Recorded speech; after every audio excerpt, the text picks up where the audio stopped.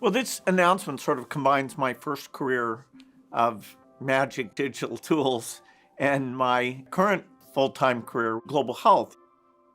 Africa stands at a defining moment both for our health systems and for technology. Primary healthcare systems are under intense pressure. Health workers are stretched, and too many of our people still lack access to timely and high-quality healthcare.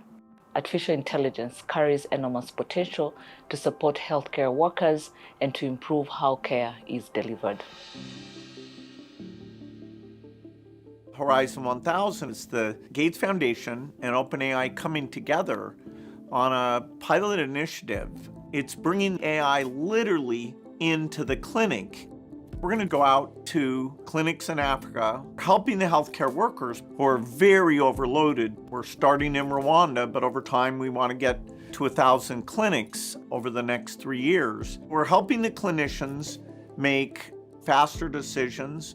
We're reducing the amount of paperwork they have to do, and the AI is suggesting things that the clinician might want to consider.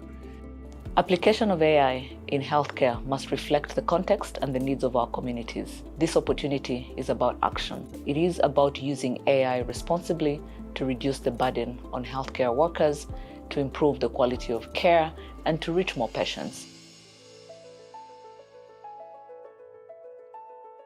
In the world of global health, these are challenging times because a lot of the resources that came from aid budgets are being reduced. This announcement is a great example of why I remain so optimistic about the improvements we can make.